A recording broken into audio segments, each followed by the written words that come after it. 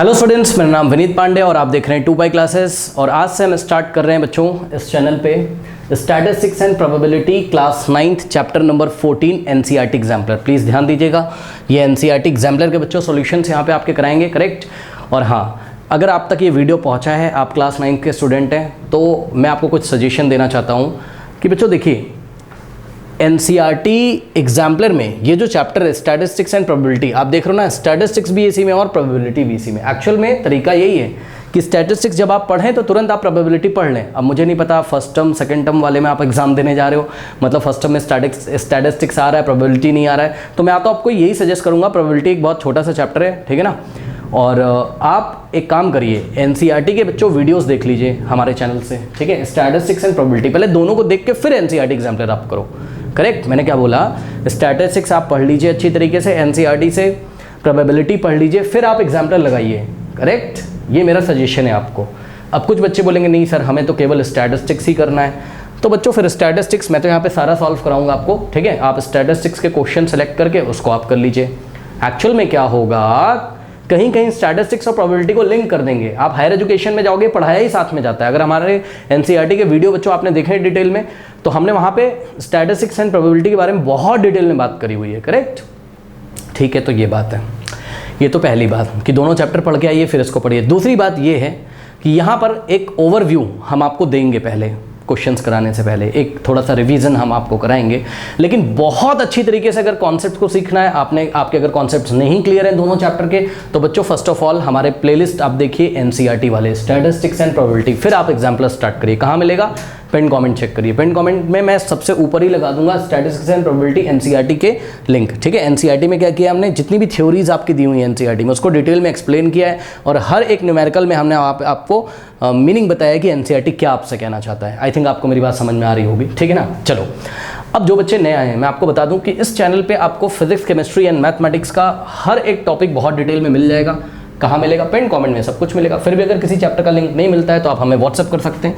WhatsApp number है 7503644171। Please call मत करिएगा, इस नंबर पे व्हाट्सअप करिए, तो सभी जो भी चैप्टर्स आपको नहीं मिल रहे तो उसके लिंक हम लोग यहाँ से आपको सेंड कर देंगे, ठीक है ना। चलो अच्छा, बहुत बढ़िया। अब सारी बातें हो गई, अब ये चैप्टर स्टार्ट करते हैं। देखिए बच्चों, इस चैप्टर में मेन कॉन्सेप्ट आपने क्या क्या पढ़ रखे थे, मीनिंग ऑफ स्टैटिस्टिक्स पढ़ा था, प्राइमरी डेटा क्या होता है, सेकेंडरी डेटा क्या होता है ये पढ़ा था, रॉ डेटा क्या होता है, अनग्रुप डेटा क्या होता है, ग्रुप डेटा क्या होता है, रेंज क्या होती है, ये सारी चीज़ें एनसीईआरटी में हम लोग ने डिस्कस करी थी, करेक्ट। उसके बाद class mark, presentation of data, ये सारी चीज़ें डिफरेंट चीज़ें आपने पढ़ रखी थी। उसके बाद यहाँ पर आपने ग्राफिकल रिप्रेजेंटेशन में 3 तरीके के ग्राफ्स पढ़े थे, बार ग्राफ याद होगा, हिस्टोग्राम भी आपके 2 तरीके के थे, एक यूनिफॉर्म विड्थ और एक वेरिंग विड्थ। उसके बाद फ्रीक्वेंसी पॉलीगन आपको यहाँ पे पढ़ाया गया था, करेक्ट। उसके बाद मेजर ऑफ सेंट्रल टेंडेंसी का क्या मीनिंग होता है, एनसीईआरटी में हमने आपको बताया था। Measure of central tendency mean central tendency को मेजर करने के 3 तरीके हमें पढ़ाए गए हैं क्लास 9 में। कौन कौन सा, मीन, मीडियन, मोड। इसके बारे में थोड़ी सी इंफॉर्मेशन ले लेते हैं, ठीक है ना। मेजर्स ऑफ सेंट्रल टेंडेंसी, इसको थोड़ा सा रिवाइज कर लेते हैं, फिर चैप्टर स्टार्ट करते हैं, ठीक है ना। Measures of central tendency, correct, measures of central tendency. यहाँ पे आपको पढ़ाया गया था किसके बारे में, मीन के बारे में, correct. There are 3 methods to find measures of central tendency, mean, next है आपके पास क्या, median, okay, and third is what, mode, correct. तो चलिए आपको दिखा देते हैं बच्चों यहाँ एग्जाम्पल के तौर पे, ठीक है। देखिए, मान लीजिए कि पहले बात करते हैं किसकी, मीन की, करेक्ट। तो सबसे पहले मीन में हम बात करते हैं mean of a raw data, ठीक, mean of raw data, mean of raw data, ठीक है। मतलब बच्चों मान लीजिए कि आपके पास टोटल 5 प्लांट्स हैं और 5 प्लांट्स की आपको हाइट दी हुई है, करेक्ट। तो देखिए फर्स्ट प्लांट है, उसकी हाइट है x1 = 2 सेंटीमीटर, ठीक है। और सेकंड प्लांट की हाइट कितनी है, x2 = 4 सेंटीमीटर।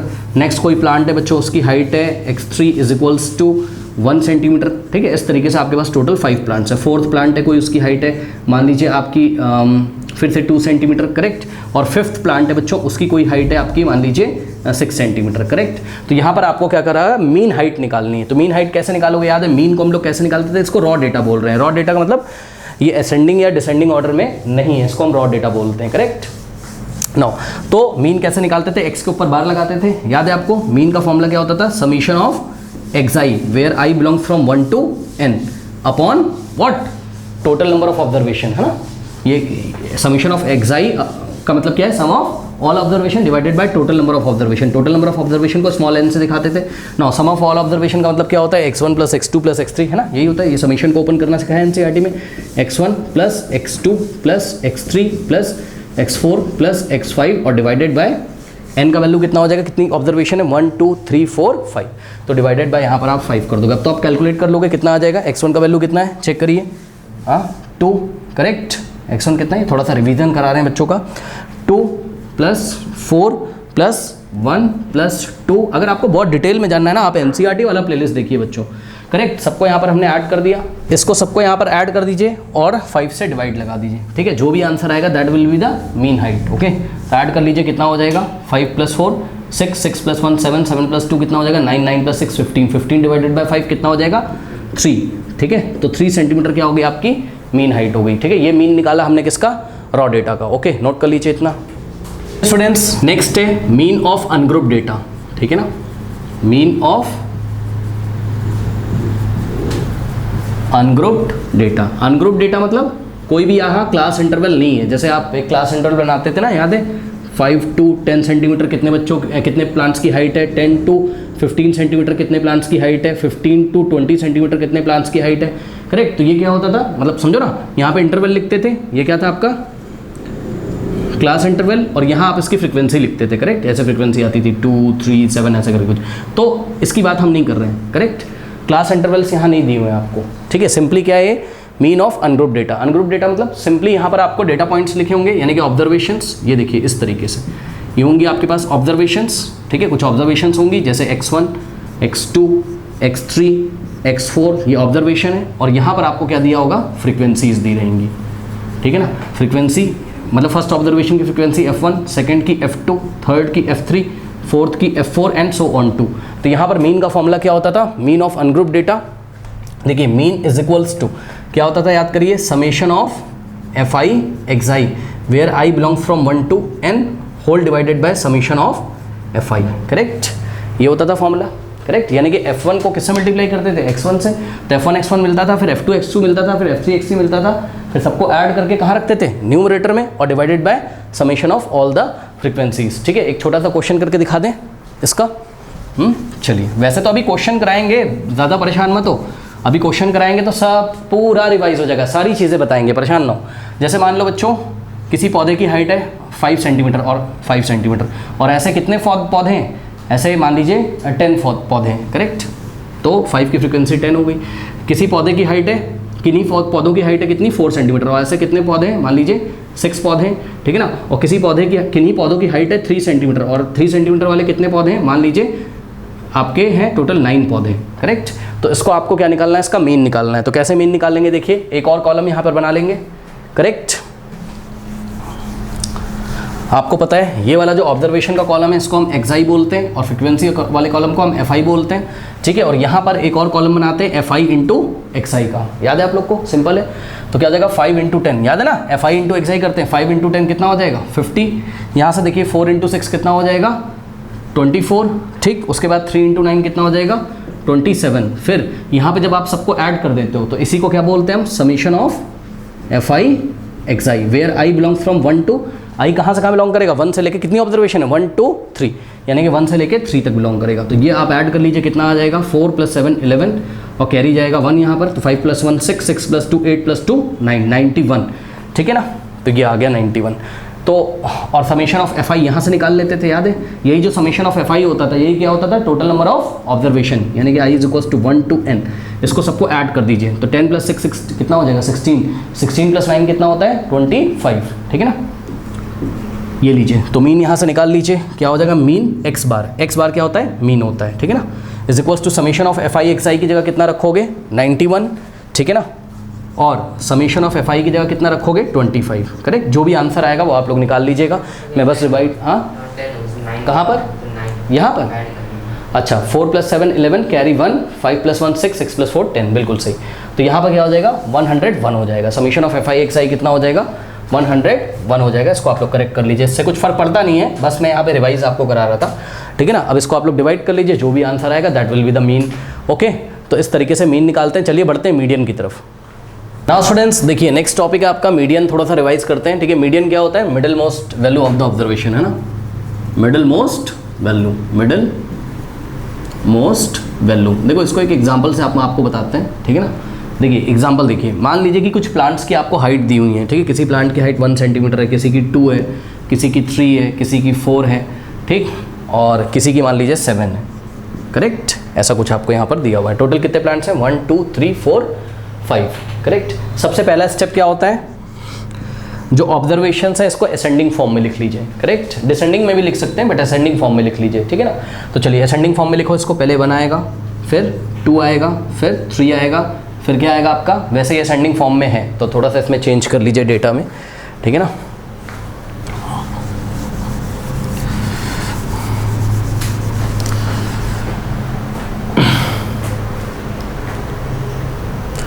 नाउ स्टूडेंट्स बात करते हैं मीडियन की। मीडियन क्या होता है? Middle most value, correct. ये हमने आपको बताया। आइए आपको एग्जांपल से समझाते हैं। देखिए मान लीजिए कुछ प्लांट्स की हाइट दी हुई है। किसी प्लांट की हाइट 2 सेंटीमीटर है, किसी प्लांट की हाइट है 1 सेंटीमीटर, ठीक है ना, और किसी प्लांट की हाइट है मान लीजिए 5 सेंटीमीटर, किसी प्लांट की हाइट है 9 सेंटीमीटर, और किसी प्लांट की हाइट है यहाँ पर 7 सेंटीमीटर, करेक्ट। 1 2 3 4 5 टोटल 5 प्लांट्स आपको दे रखे हैं, इनकी हाइट्स आपको सेंटीमीटर में दे रखी हैं, करेक्ट। अब देखिए सबसे पहला काम होता है कि इसको असेंडिंग ऑर्डर में लगाइए। असेंडिंग ऑर्डर मतलब छोटे से बड़े के क्रम में, करेक्ट। डिसेंडिंग में भी लगा सकते हैं, क्लास में हमने आपको दोनों पढ़ाए हैं, ठीक है ना। असेंडिंग ऑर्डर में इसको अक्सर हम करके करते हैं, करेक्ट। तो सबसे पहला स्टेप है इसको असेंडिंग ऑर्डर में करिए। तो सबसे छोटा नंबर क्या है? 1, फिर 2, फिर क्या आएगा? 5, फिर क्या आएगा? 7, फिर क्या आएगा? 9। तो असेंडिंग ऑर्डर में करने के बाद इसमें सबसे मिडिल मोस्ट वैल्यू देखिए। तो सबसे बीच वाला वैल्यू कौन सा है? चेक करो। 1 2 1 2 2 वैल्यूज इधर से छोड़िए, 2 इधर से, टोटल 5 है ना। 2 इधर से छोड़िए लेफ्ट से, 2 राइट से। तो ये देखिए यही क्या इसका मीडियन है, यही क्या इसका मीडियन है, करेक्ट। तो मीडियन निकालने का यहाँ पर बुक में एक फॉर्मूला भी है आपका, क्या? When the number of observation is odd.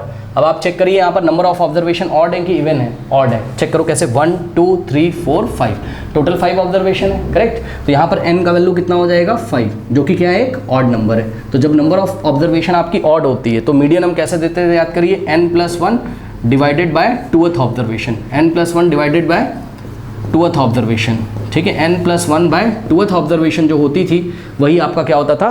Median होता था, याद है आपको। तो इसको सॉल्व कर लीजिए, कितना हो जाएगा? n का वैल्यू, n क्या है? Number of observation. तो नंबर ऑफ ऑब्जर्वेशन कितना है? 5 है, यानी कि 5+1 बाय 2th ऑब्जर्वेशन, ठीक है। ऑब्जर्वेशन शॉर्ट में लिख रहा हूँ, यहाँ पे सॉल्व कर रहा हूँ। तो कितना हो जाएगा? 5+1 बाय 2। 5+1 कितना होता है? 6। 6 बाय 2 क्या होता है? 3। अब 3 के ऊपर th नहीं होता है। कभी थर्ड सुना है आपने? नहीं, थर्ड सुना है तो rd कर देंगे। th को क्या कर देंगे? rd कर देंगे, यानी कि थर्ड ऑब्जर्वेशन। अब आप थर्ड ऑब्जर्वेशन कहाँ? असेंडिंग या डिसेंडिंग ऑर्डर वाले फॉर्म में, ठीक है। तो ये असेंडिंग फॉर्म में लिखा था, इसका थर्ड ऑब्जर्वेशन देख लो, फर्स्ट, सेकंड और थर्ड। तो थर्ड ऑब्जर्वेशन ही क्या हो जाएगा यहाँ पर? इसका मीडियन हो जाएगा। तो मीडियन कितना हो गया इसका? 5। कुछ बच्चे क्या करते हैं? n+1 बाय 2 करते हैं। जो आंसर आता है, जैसे 3 आया तो बोलेंगे सर 3 इसका मीडियन है। जी नहीं, 3 नहीं, थर्ड ऑब्जर्वेशन क्या है इसका? मीडियन है। तो आपको यहाँ असेंडिंग फॉर्म में जाना है और थर्ड ऑब्जर्वेशन को चेक करना है, वही इसका मीडियन होगा। लेकिन कभी कभी ऐसा होता है कि the number of observation is even. जब नंबर ऑफ ऑब्जर्वेशन क्या होती है? इवन होती है। तो मीडियन कैसे निकालते हैं? Then median is the mean of n by 2th observation and n by 2 plus 1th observation. मतलब सबसे पहले आपको क्या निकालना है? सबसे पहले आपको n बाय 2th ऑब्जर्वेशन निकालनी है, फिर n by 2 plus 1th observation निकालनी है। जो आंसर आ रहा है दोनों का क्या लेना है? मीन लेना है। आइए आपको एक एग्जांपल से दिखाते हैं, ठीक है ना। एग्जांपल पहले इतना नोट कर लीजिए इधर वाला, यहीं पे हम आपको एग्जांपल दिखा देते हैं। नोट कर लीजिए, नोट कर लीजिए। देखिए मान लीजिए कि ये प्लांट्स की हाइट दी है। अभी थोड़ी देर पहले आपको यहाँ पर टोटल 5 प्लांट्स की हाइट दी थी। कितनी? 5। अब मान लीजिए कि यहाँ पर आपको टोटल 5 की जगह 6 प्लांट्स की हाइट दी हुई है। 1 2 3 4 5 और एक और कोई प्लांट है, मान लो इसकी हाइट कितनी है? 10 सेंटीमीटर है, करेक्ट। इसका मीडियन आपको निकालना है। तो टोटल नंबर ऑफ ऑब्जर्वेशन देखिए 1 2 3 4 5 6। n का वैल्यू कितना है? यहाँ 6 है, जो कि क्या है? इवन है। तो यहाँ केस नंबर 2 लगेगा, when the number of observation is even. तो आप सबसे पहले क्या निकालोगे? n by 2th observation. तो n बाय 2th ऑब्जर्वेशन निकाल लीजिए, ठीक है। लेकिन हाँ, उससे पहले एक काम और करना है, इसको असेंडिंग फॉर्म में कर लीजिए, ठीक है। तो असेंडिंग फॉर्म में करो। 1 फिर 2 फिर क्या आएगा? 5 फिर क्या आएगा? 7 फिर क्या आएगा? 9 फिर क्या आएगा? 10, करेक्ट। ये देखिए ये असेंडिंग ऑर्डर में आ गया, ठीक। तो n बाय 2th ऑब्जर्वेशन निकालिए, n का वैल्यू कितना है 6, तो कितना हो जाएगा 6 बाय 2th ऑब्जर्वेशन, ठीक, यानी कि 6 बाय 2 कितना होता है 3 के ऊपर th नहीं लगेगा, क्या लगेगा rd, तो थर्ड ऑब्जर्वेशन। तो थर्ड ऑब्जर्वेशन देखिए कितना है, यहाँ असेंडिंग ऑर्डर में जहाँ पे लिखा है वहाँ थर्ड ऑब्जर्वेशन देखो, फर्स्ट सेकंड थर्ड, तो थर्ड ऑब्जर्वेशन कितनी है यहाँ पर 5 है, करेक्ट, कोई डाउट है बताइए, ठीक। उसके बाद थर्ड के बाद आपको क्या चेक करना है, n by 2 plus 1th observation, यानी कि n by 2 plus 1th observation check कर लीजिए। तो n by 2 plus 1th observation check करोगे कितना आ जाएगा, n का वैल्यू कितना है 6, 6 बाय 2 कितना होता है, देखो ऐसे होगा 6 बाय 2 प्लस 1, ध्यान से चेक करो, देखो n बाय 2 प्लस 1th और n प्लस 1 बाय 2th में क्या है डिफरेंस है, इसमें क्या है पहले n में 1 ऐड करेंगे फिर 2 से डिवाइड करेंगे, लेकिन यहाँ पर क्या है पहले n को 2 से डिवाइड करेंगे फिर 1 ऐड करेंगे उसमें, ठीक है। तो कितना हो जाएगा 6 बाय 2 कितना होता है 3 प्लस 1 कितना हो जाएगा 4, यानी कि आपको क्या देखनी है फोर्थ ऑब्जर्वेशन, ठीक है। कुछ बच्चे यहाँ पर आंसर 4 लिख देते हैं कि सर यहाँ पर 4 आएगा, नहीं, फोर्थ ऑब्जर्वेशन देखनी है आपको, जो असेंडिंग ऑर्डर में डेटा को लगाया वहाँ फोर्थ ऑब्जर्वेशन देखनी, तो फर्स्ट सेकंड थर्ड, ये रही आपकी फोर्थ ऑब्जर्वेशन, तो ये रही आपकी थर्ड ऑब्जर्वेशन और ये रही आपकी फोर्थ ऑब्जर्वेशन। तो फोर्थ ऑब्जर्वेशन कितनी आ गई 7। अब करना कुछ नहीं है, अभी मीडियन नहीं आया है, क्योंकि यहाँ पर देखिए 2 ऑब्जर्वेशन आ रही ना, n बाय 2th, यानी कि थर्ड ऑब्जर्वेशन क्या है 5 है और फोर्थ ऑब्जर्वेशन क्या है 7 है। तो क्या करना है, ये जो थर्ड और फोर्थ ऑब्जर्वेशन आई इसका मीन ले लेना है हमें, क्या करना है मीन, पढ़ो ना, कह रहे मीडियन कैसे निकालते हैं, जब n क्या होता है यानी कि नंबर ऑफ ऑब्जर्वेशन इवन होती है, तो हम मीडियन कैसे निकालते हैं, mean of n by 2th and n by 2 plus 1th observation, यानी कि यहाँ पर जो आपकी थर्ड ऑब्जर्वेशन आई है और जो आपकी यहाँ पर फोर्थ ऑब्जर्वेशन आई, इसका हमको क्या लेना है, मीन लेना है, करेक्ट। तो मीडियन इज गिवन बाय, यानी कि ये जो है आपका 5 और 7 इसका मीन लो, मीन कैसे लेते हो, दोनों को ऐड करके 2 से डिवाइड कर दो, एवरेज, या फिर मीन कैसे लेते हैं, दोनों को ऐड कर देंगे, यानी कि 5 प्लस 7 डिवाइडेड बाय 2 कर देंगे, ठीक है ना। तो 5 प्लस 7 और डिवाइडेड बाय 2 कर देंगे, कितना आ जाएगा 7 प्लस 5 कितना होता है 12 और डिवाइडेड बाय 2, तो कितना हो जाएगा 2 6 12, करेक्ट, 6 सेंटीमीटर। तो मीडियन कितना आ गया इसका, प्लांट्स की हाइट सेंटीमीटर में दी थी ना, तो मीडियन भी सेंटीमीटर में आएगा, तो मीडियन कितना हो गया 6 सेंटीमीटर, करेक्ट। तो याद रखिएगा कि जब आपका n कैसा होता है इवन होता है, तो हमें मीन लेना होता है किसका, n बाय 2th और n by 2 plus 1th observation का, करेक्ट। जब आप ऐसा करते हो एक बात खास देखिएगा कि आपको मीडियन एक ऐसा आंसर मिलेगा जो आंसर ऑब्जर्वेशन में दिया ही नहीं होगा। सुन लीजिए, क्या यहाँ पे ऑब्जर्वेशन में कहीं 6 दिया था, नहीं, तो एक हाइपोथेटिकल वैल्यू होती है, ठीक है, मतलब एक काल्पनिक वैल्यू आती है जो कि आपको ऑब्जर्वेशन में नहीं दी रहती। कौन से केस में, जब n क्या होता है इवन होता है, लेकिन जब n ऑड होता है तो जो मीडियन आएगा वो ऑब्जर्वेशन में प्रेजेंट रहेगा। जैसे कि पिछली बार मीडियन क्या आया था, केवल हमने आपको क्या दिया था पिछली बार 1 और 2, असेंडिंग में लिख रहा हूँ, केवल यहाँ तक दिया था ना, ठीक है। तो 1 2 5 7 और 9, तो मीडियन क्या आया था 5, जो कि दिए गए ऑब्जर्वेशन में प्रेजेंट था। जब n क्या था ऑड था, तो जब n ऑड होता है तो जो आपका मीडियन आएगा वो दिए गए ऑब्जर्वेशन में प्रेजेंट होगा, लेकिन जब n कैसा है इवन है, तो आपका जो मीडियन आएगा वो एक हाइपोथेटिकल वैल्यू होगा जो कि दिए गए ऑब्जर्वेशन प्रेजेंट नहीं रहता है, करेक्ट। कोई डाउट है बताइए। अच्छा, आपकी एग्जाम्पलर में क्या लिखता है सुन लीजिए, इसको भी फटाफट सुन लीजिए। मीडियन का डेफिनेशन क्या लिख रहा है बच्चों, ठीक है, कह रहा है a median is a value of the observation which divides the data into 2 equal parts, ठीक है, when the data is arrange in ascending और डिसेंडिंग फॉर्म। तो कह रहे हैं मीडियन एक ऐसी वैल्यू होगी जो डेटा को 2 इक्वल पार्ट्स में क्या करेगी, डिवाइड करेगी। कब, जब डेटा को असेंडिंग या डिसेंडिंग फॉर्म में अरेंज कर दिया जाए। तो हो तो रहा है, ध्यान से चेक करो, पिछली बार मीडियन कितना आया था 5, अब ये 5 क्या कर रहा है, इसको 2 पार्ट्स में डिवाइड कर रहा है। ये देखो ये सेंटर पॉइंट है, ये देखिए हाफ इधर हो गया, हाफ इधर हो गया, ठीक। इसी तरीके से जब n आपका इवन है ये वाले एग्जाम्पल में, तो आपका मीडियन कितना है 6। अब सोचो 6 इसमें है नहीं, लेकिन आप सोचो कि 6 कहाँ आ रहा है, 5 और 7 के बीच में, ऐसे करके सोचो। तो ये जो 6 है, ये जो कि एक हाइपोथेटिकल वैल्यू है, ये क्या कर रहा है, ये भी इसको 2 पार्ट्स में डिवाइड कर रहा है। देखो 1 2 5 लेफ्ट में आ गया और 7 9 10, यानी कि 3 वैल्यूज राइट में आ गई, 3 वैल्यूज लेफ्ट में आ गई। इसीलिए हम क्या बोलते हैं कि मीडियन क्या है, मिडिल मोस्ट वैल्यू, या फिर मीडियन क्या है, मीडियन एक ऐसी वैल्यू है जो दिए गए डेटा को 2 इक्वल हाफ पार्ट्स में डिवाइड करती। कब, जब डेटा को असेंडिंग या डिसेंडिंग फॉर्म में अरेंज किया गया हो, करेक्ट।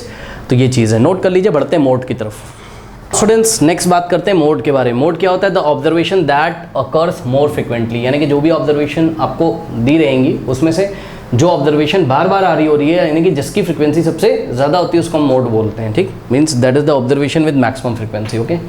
जिस भी ऑब्जर्वेशन की फ्रीक्वेंसी मैक्सिमम होती है उसको हम क्या बोलते हैं, मोड बोलते हैं, करेक्ट। तो जैसे कि मान लीजिए बच्चों कुछ प्लांट्स की हाइट दी है 1 सेंटीमीटर, फिर से 1 सेंटीमीटर, फिर से 1 सेंटीमीटर, फिर 2 सेंटीमीटर, 3 सेंटीमीटर, 3 सेंटीमीटर, 2 सेंटीमीटर, ठीक, 2 centimetre, 7 centimetre, 2 centimetre, 2 centimetre, 2 centimetre, 7 centimetre, ठीक है। तो ये कुछ प्लांट्स की हाइट दी। टोटल कितने प्लांट्स हैं? 1 2 3 4 5 6 7 8 9 10 11 12 या 13 14 जितने भी प्लांट्स हैं, इसमें आप देखो कि कौन सा ऑब्जर्वेशन बार बार आ रहा है, कौन सी ऑब्जर्वेशन की फ्रीक्वेंसी सबसे हाई है। तो जवाब है 2। चेक करिए 2 कितने बार आ रहा है? 1 time, 2 time, 3 time, 4 time, 5 time, 6 time. इसलिए इसका मोड कितना होगा? 6 नहीं होगा, ना ना ना ना ना, जो ऑब्जर्वेशन बार बार आ रही वही मोड होता है। तो यहाँ पर मोड कितना हो जाएगा? 2, और यूनिट क्या होगी? सेंटीमीटर। क्यों? क्योंकि पौधों की हाइट किस में दी हुई है? सेंटीमीटर में। तो मोड क्या हो जाएगा? 2 सेंटीमीटर। यानी कि जो वाला ऑब्जर्वेशन बार बार आ रहा होता है वही क्या होता है? मोड। और इस मोड की 2 की फ्रीक्वेंसी कितनी है? 6 है, क्योंकि कितने टाइम्स आ रहा है? 6 टाइम्स आ रहा है। करेक्ट। चलिए बढ़ते हैं, थोड़ा सा रिवीजन करते हैं प्रोबेबिलिटी का। ओके, थोड़ा रिवीजन कर लेते हैं प्रोबेबिलिटी का, ठीक है। प्रोबेबिलिटी क्लास 9th एनसीईआरटी में हमने आपको क्या पढ़ाया है? प्रोबेबिलिटी का मतलब होता है चांस, मतलब कोई घटना घट रही है तो वो घटेगी कि नहीं घटेगी। जैसे पानी बरस रहा है, सॉरी, पानी बरसेगा कि नहीं बरसेगा, करेक्ट। इसको आप न्यूमेरिकली मेजर करते हो, इसी को हम क्या बोलते हैं? प्रोबेबिलिटी बोलते हैं, ठीक है ना। जैसे कि मान लीजिए कि एक कॉइन है, उस कॉइन को 1000 टाइम हमने टॉस किया, ठीक है। एक कॉइन है और कॉइन को हमने क्या किया? 1000 टाइम्स टॉस किया, और इस 1000 टाइम्स में आपका एनसीईआरटी का एग्जाम्पल है, ठीक है। हेड आता है कितने टाइम्स? हेड आता है आपका मान लीजिए 455 टाइम्स, और टेल यहाँ पर आता है मान लीजिए, ऑब्वियसली 1000 में से माइनस कर दीजिए 455 को, तो 545 टाइम्स टेल आता है, 545, ठीक है। तो अगर आपसे पूछा जाए कि व्हाट इज़ द चांस, ये हमने एक एक्सपेरिमेंट किया, क्या किया? कॉइन लिया, 1000 टाइम्स उसको हमने टॉस किया, तो हमने क्या नोट किया? समझे ना? कर पाओगे? कॉइन ले लो, टॉस करो, नीचे गिर गया, देखो हेड आ रहा है कि टेल आ रहा है, डायरी में नोट कर लो। फिर से कॉइन को उठाओ, टॉस करो, नीचे गिर गया, फिर देखो टेल आ रहा है कि हेड आ रहा है। तो आपने क्या देखा? कॉइन को कितने टाइम्स टॉस किया? 1000 टाइम्स, और आपने 455 टाइम्स देखा कि कॉइन पे क्या आ रहा है? हेड आ रहा है, और 545 टाइम्स आपने देखा कि टेल आ रहा है। तो अगर आपसे कोई पूछे, उसी कॉइन को लेके आपको दे दे इस तरीके से, ठीक, और बोले कि चलो अगर हम बताओ इसको अगर हम टॉस करेंगे तो क्या चांसेस हैं कि हेड आएगा, यानी कि हेड आने की प्रोबेबिलिटी कितनी होगी, ठीक। तो हम कैसे निकालते थे? याद करिए, probability of getting head is equals to, numerator में क्या रखते थे? याद करिए, probability of any event is given by, event क्या है यहाँ पर? हेड का आना, ये एक इवेंट है यहाँ पर, करेक्ट। तो probability of any event is equals to what? Number of trials in which the event has happened. तो चेक करिए कितने ट्रायल्स थे जिसमें हेड आया था? 455 टाइम्स हेड आया है। तो न्यूमरेटर में क्या रखेंगे? 455, और नीचे क्या रखते थे डिनोमिनेटर में? Total number of trials. Total number of trials यानी कि टोटल नंबर ऑफ टॉस कितने किए आपने? 1000। तो ये देखिए ये कितना आ गया आपके पास? 0.455, करेक्ट। तो 0.455 प्रोबेबिलिटी आ गई किसकी? हेड की, करेक्ट। तो इस तरीके से अभी क्वेश्चन और करेंगे तो आपको क्लियर होगा। वैसे तो आप एनसीईआरटी से पढ़ के आपको आना चाहिए, ठीक है ना। मैं बहुत डिटेल में तो बात कर नहीं रहा हूँ, तो इस फॉर्मूले को आप लोग एक बार फिर से रिवाइज कर लीजिए। Probability of any event is given by what? Number of trials in which the event has happened divided by total number of trials, correct. ये हो गया, ठीक है ना। अच्छा, इसके बाद आपको ध्यान रखना है कि किसी भी इवेंट की प्रोबेबिलिटी किसी इवेंट की 0 भी हो सकती है, किसी इवेंट की प्रोबेबिलिटी 1 भी हो सकती है, किसी इवेंट ई की प्रोबेबिलिटी 0 भी हो सकती है और 1 भी हो सकती है, और या तो किसी इवेंट की जो प्रोबेबिलिटी है वो क्या हो सकती है? 0 और 1 के बीच में हो सकती है। आप एग्जांपल भी देख सकते हो, ये देखिए प्रोबेबिलिटी ऑफ गेटिंग हेड कितना आ रहा है? 0.455। ये कहाँ आ रहा है? ये नंबर कहाँ आता है? नंबर लाइन पे 0 और 1 के बीच में आता है, करेक्ट। अब सुनिए, जब किसी इवेंट की प्रोबेबिलिटी कितनी होती है? 0, तो ऐसे इवेंट को हम क्या बोलते हैं? Impossible event, correct. जब किसी इवेंट की प्रोबेबिलिटी कितनी होती है? 0 होती है, तो उसको हम क्या बोलते हैं? Impossible event. तो if the probability of any event is equal to 0, then event is called impossible event, ठीक है। ये सब एनसीईआरटी में हमने आपको नोट कराया है बहुत ध्यान से। और जब किसी इवेंट की प्रोबेबिलिटी कितनी होती है? 1 होती है, तो उसको हम क्या बोलते हैं? Sure event. क्या बोलते हैं उसको हम? Sure event. नोट कर लीजिए, ठीक है ना। और याद रखिएगा, कभी भी प्रोबेबिलिटी 1 से बड़ी नहीं हो सकती है और 0 से छोटी नहीं हो सकती। मतलब समझो, अगर आपको किसी ने बोल दिया कि probability of any event is equals to 1.2, this is wrong, 1 से ग्रेटर हो गया। इसी तरीके से आपको किसी ने बोला कि probability of any event is equals to minus में दे दिया, -0.5, रॉन्ग। क्यों? क्योंकि माइनस नेगेटिव नंबर कहाँ आएगा? जीरो के लेफ्ट में, तो जीरो के लेफ्ट में कुछ नहीं आ सकता है। नंबर लाइन देखी ना आपने, ये देखिए यहाँ पे कहीं जीरो होता है और यहाँ कहीं वन होता है। जो भी नंबर्स आएंगे जीरो से लेके कहाँ तक आएंगे? वन तक, बस प्रोबेबिलिटी के लिए।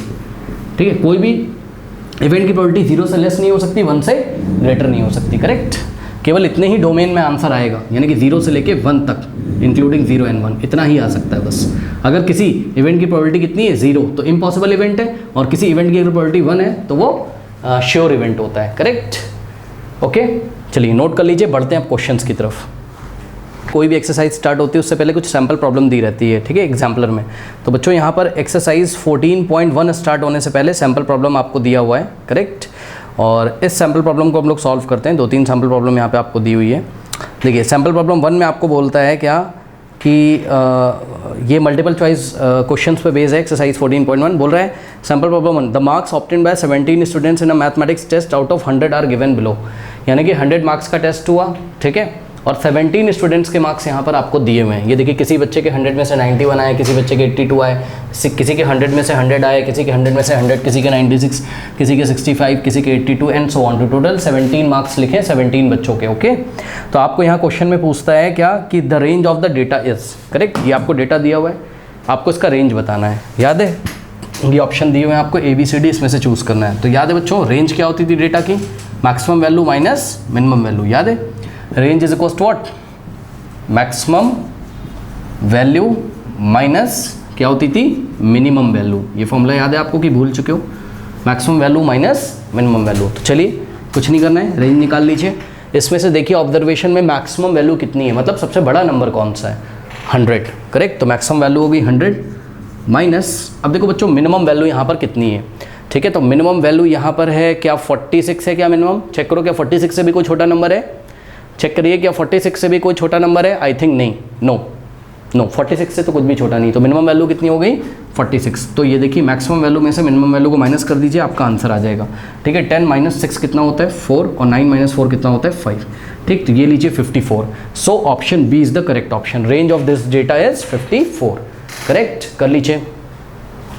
नाउ स्टूडेंट सैम्पल प्रॉब्लम 2 देखिए, बोल रहा है कि the class mark of the class 130 to 150। अब देखो इसको बच्चे पता नहीं क्यों देख के कंफ्यूज हैं। बच्चों समझो, कहीं पे बहुत सारे क्लास इंटरवल्स दिए हुए हैं, उसमें से एक क्लास इंटरवल ले लिया है। बात समझो, मैं आपको एग्जांपल देता हूँ कि कोई क्वेश्चन ऐसा रहा होगा, देखिए कुछ इस तरीके से 110 to 120, फिर 120 to 130 ऐसा रहा होगा। करेक्ट, या 20 का गैप कर लो, कोई दिक्कत नहीं। 110 to 130, फिर 130 से 150, करेक्ट, फिर 150 से 170, ऐसे करके बहुत सारे क्लास इंटरवल होंगे ना किसी क्वेश्चन में, तो उसमें से ये वाला क्लास इंटरवल इन्होंने ले लिया है एक। ठीक है ना, कह रहे हैं कि the class mark of the class this 130 to 150। तो ये वाली जो क्लास है इसका आपको क्या निकालना है? Class mark. क्या आपको याद है बच्चों? क्लास मार्क का एक और नाम होता था, क्या होता था? Mid point. याद है, क्लास मार्क को हम क्या बोलते हैं? मिड पॉइंट भी बोलते हैं। क्लास मार्क को हम क्या बोलते हैं? मिड पॉइंट भी बोलते हैं। और क्लास मार्क निकालने का क्या फॉर्मूला पढ़ाया गया था? Upper limit plus lower limit divided by 2। याद है आप लोग को? हाँ, क्लास मार्क कैसे निकालते थे? Class mark is given bye UL plus LL divided by 2। UL का मतलब अपर लिमिट, LL का मतलब lower limit divided by 2। Correct, कोई डाउट है? अब देखिए ये जो इंटरवल होता है बच्चों, ये देखिए ये कोई भी इंटरवल होता है, इसमें जो पहले नंबर लिखा होता है इसको हम बोलते हैं लोअर लिमिट, और जो बाद में नंबर लिखा होता है इसको हम बोलते हैं अपर लिमिट। करेक्ट, तो निकाल लीजिए, इस इंटरवल में भी यही है। चेक कर लीजिए, जो पहले नंबर लिखा होगा इसको हम क्या बोलेंगे? लोअर लिमिट, जो बाद में नंबर लिखा होगा इसको हम क्या बोलेंगे? Upper limit. करेक्ट, तो upper limit plus lower limit divided by 2 कर दीजिए। अपर लिमिट कितना है? 100। इसको माइनस मत समझ लेना, कुछ बच्चे इसको माइनस समझ लेते हैं। माइनस मत समझ लेना भाई, ये 130 to 150 है, मतलब 130 से लेके 150, ये कहने का मतलब है। तो अपर लिमिट कितनी हो जाएगी? 150। तो अपर लिमिट कितनी हो गई? 150, और प्लस लोअर लिमिट कितनी हो गई? 130। करेक्ट, और डिवाइडेड बाय 2। ठीक है, तो कितना आ जाएगा आंसर? चेक करिए, 150 प्लस 130 कितना हो जाएगा? 280। तो 280 और डिवाइडेड बाय 2। करेक्ट, कितना आ जाएगा? 2 1 ज़ा 2, 2 1 ज़ा 2, 2 4 ज़ा 8, 0, यानी कि कितना आ गया? 140। देखिए ऑप्शन में कहीं दिया हुआ है, yes. So option C is the correct option. Okay, कोई डाउट है बताइए? अब सुनो मेरी बात ध्यान से, अगर यहाँ पर क्लास विड्थ पूछता, यहीं पे मैं आपको बता देता हूँ, बहुत सारे बच्चे कंफ्यूज रहते हैं। ठीक है, क्लास विड्थ ठीक है ना बेटा। क्लास विड्थ एक दूसरी चीज़ थी, याद करिए। क्लास विड्थ का मतलब या क्लास विड्थ या फिर क्लास साइज क्या होता था, याद करिए। क्लास विड्थ या फिर जिसको क्या बोलते थे, क्लास साइज। कंफ्यूज मत हो जाना। क्लास विड्थ या क्लास साइज का फॉर्मूला क्या होता था, simply upper limit minus lower limit, ठीक है ना। Upper limit minus lower limit, जब इंटरवल कॉन्टिन्यूस होता था। यहाँ पे हमने आपको कॉन्टिन्यूस इंटरवल दिखाया है। ये देखिए 130 पे एंड है तो 130 से स्टार्ट है, 150 पे एंड है तो 150 से स्टार्ट है। इसका हम क्लास साइज कैसे निकालते थे, upper limit minus lower limit. तो 150 माइनस 130, करेक्ट। ये कितना आ जाएगा, 20 क्लास साइज है इसका। तो क्लास साइज या क्लास विड्थ एक चीज़ है, और आपको एग्जाम में क्लास मार्क बोले या मिड पॉइंट बोले तो ये एक चीज़ है। दोनों के फॉर्मूले अलग अलग हैं, ठीक है ना। क्लास मार्क या मिड पॉइंट कैसे निकालते हैं, upper limit plus lower limit divided by 2।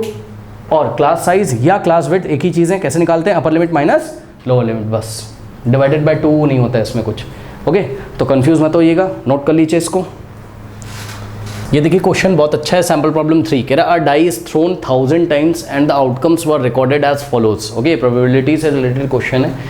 एक डाई है, डाई समझते हो, लूडो खेला आपने, लूडो, हाँ, लूडो के ऊपर आपने देखा होगा इस तरीके से एक डाई होती है ना, इसके टोटल 6 फेस होते हैं ना, एक ऐसा क्यूब होता है, इसके टोटल 6 फेस होते हैं। यहाँ 1 डॉट लगा होता है, किसी फेस पे ऐसा 2 डॉट लगा होता है, करेक्ट, ठीक है ना। तो डाई के टोटल 6 फेस होते हैं, हर एक फेस पे एक नंबर लिखा होता है डॉट्स के फॉर्म में। देखिए मैं आपको ये टोटल 6 फेस इस तरीके से दिखाता हूँ, ये इसको ओपन करके 1 2 3 4 सॉरी 1, ये लिए 1, यहाँ कहीं 2 लिखा होगा, फिर यहाँ कहीं 3, ठीक है, फिर 4 डॉट्स होते हैं, फिर कहीं 5 डॉट्स होते हैं इस तरीके से, और फिर कहीं 6 होते हैं, ठीक। तो बस इतना ही है, 1 2 3 4 5 6, और ऐसा कोई फेस यहाँ पर नहीं, टोटल 6 फेस है। और जब आप इसको ऐसा डाई को लेके थ्रो करते हो, ऐसा डाई लीजिए, ये लीजिए, लूडो खेला है ना, ऐसा डाई लो, ऐसा थ्रो करो, ये ऐसे। तो जैसे इसमें देखते हो, या तो 1 आएगा, या तो 2 आएगा, या तो 3 आएगा, या तो 4 आएगा, या तो 5 आएगा, या तो 6 आएगा। तो देखिए एक एक्सपेरिमेंट किया जा रहा है, उसमें क्या किया जा रहा है, a die is thrown 1000 times and the outcomes were recorded as follows. ठीक है, एक डाई को लिया गया और 1000 टाइम्स थ्रो किया गया। 1000 टाइम्स थ्रो करने का मतलब समझ रहे हो ना। देखिए क्या, एक डायरी ले लीजिए, डाई लो, थ्रो करो, नीचे गिरेगी, उस पर चेक करो क्या आया है, 1 आया है कि 2 आया है कि 3 आया है कि 4 आया है कि 5 आया कि 6 आया है। फिर से डाई को उठाओ, फिर से थ्रो करो, फिर से चेक करो कि क्या आया है, 1 आया है कि 2 आया है कि 3 आया है कि 4 आया है कि 5 आया कि 6 आया। सही है। ऐसा कितनी बार करोगे, 1000 टाइम्स। जब कर लोगे तो ये एक टेबल देखिए बनाई है आउटकम्स की, ये रिकॉर्ड है हमारा। क्या रिकॉर्ड है, आइए इसको पढ़ते हैं। 1 कितनी बार आ रहा है, 180 टाइम्स आ रहा है। तो 1 की फ्रीक्वेंसी कितनी, 180 टाइम्स। इसका मतलब समझ रहे हो कि 1000 टाइम्स थ्रो किया है, 1000 टाइम्स में से 180 टाइम्स कितना आ रहा है, 1 आ रहा है। ठीक, 150 टाइम्स कितना आ रहा है, 2 आ रहा है। 160 टाइम्स कितना आ रहा है, 3 आ रहा है। 170 टाइम्स कितना आ रहा है, 4 आ रहा है। 150 टाइम्स कितना आ रहा है, 5 आ रहा है। और 190 टाइम्स कितना आ रहा है, 6 आ रहा है। करेक्ट। अगर आपको भरोसा नहीं है तो ये जो फ्रीक्वेंसी सबको आप ऐड कर लो तो कितना आना चाहिए, 1000। टोटल 1000 ट्रायल्स हो जाएंगे ना। तो 1000 ट्रायल्स में से 190 टाइम्स क्या है, 6 आया है, 150 टाइम्स 5 आया है, 170 टाइम्स 4। तो इस तरीके से तो ये आपको पढ़ना आ गया, ठीक है ना। आई थिंक आपको पढ़ना आ गया होगा, ये कोई डाउट नहीं होना चाहिए इसमें। ठीक है, थोड़ा कंस्ट्रक्शन चल रहा है आसपास क्लासरूम के, क्या कर सकते हैं बच्चों, आवाज़ आ रही है, इसमें मैं कुछ कर नहीं सकता हूँ, सॉरी।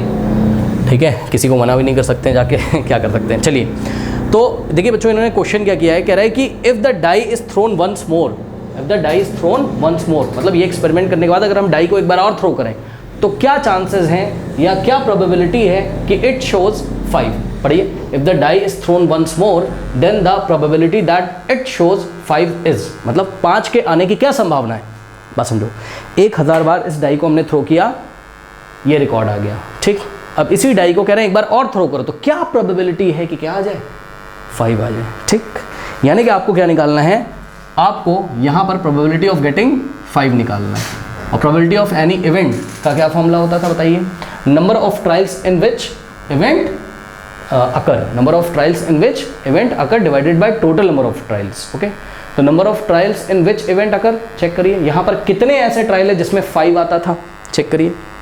150 ट्रायल्स हैं जिसमें क्या आता था, 5 आता था। करेक्ट। तो total number of trials in which event अकर, देखिए ऊपर क्या लिखेंगे formula, total number of trials in विच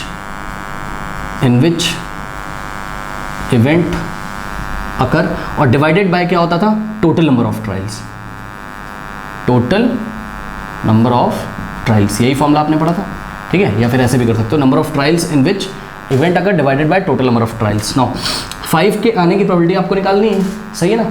तो number of trials in which event अकर, मतलब 5 कितने ट्रायल्स में आया, 150 ट्रायल्स में क्या आया, 5 आया। तो number of trials in which event अकर 5 नहीं होगा, क्या होगा 150, क्योंकि 150 टाइम्स 5 आया है ना। तो 150 ट्रायल्स में क्या आया, 5 आया, divided by total number of trials कितने किए थे, वो क्वेश्चन में दिया हुआ है। कितने ट्रायल्स थे टोटल, 1000 टाइम्स क्या नाम है ट्रायल किया था ना, 1000 टाइम्स डाई को थ्रो किया था। तो टोटल नंबर ऑफ ट्रायल्स कितने हो गए, 1000 लीजिए। अगर हम डाई को एक बार और थ्रो करेंगे तो 5 के आने की प्रोबेबिलिटी ये वाले एक्सपेरिमेंट से हमें पता चल जाएगी, ठीक है। यहाँ से 0 से 0 कैंसिल हो गया। अब देखिए 5 3 से क्या होता है 15 और 5 ये 20 टाइम्स जाएगा तो कितना आ गया 3/20, यस और नो। तो चेक करिए ऑप्शन में 5 के आने की प्रोबेबिलिटी 3/20 कहीं पे दिया हुआ है, yes sir. So option B is the correct option. बताइए कोई डाउट है, सिंपल है, ओके। नाउ स्टूडेंट्स ये हमारा सैम्पल प्रॉब्लम 3 कंप्लीट हो गया है और एक्सरसाइज 14.1 जो है एनसीईआरटी एग्जाम्पलर का, उसका सॉल्यूशन एंड स्क्रीन पे आ रहा होगा। और जाते जाते कमेंट सेक्शन में जो पिन कमेंट है उसको चेक करना ना भूलें। मिलते हैं नेक्स्ट वीडियो में, तब तक के लिए पढ़ते रहिए, बढ़ते रहिए, ऑल द बेस्ट।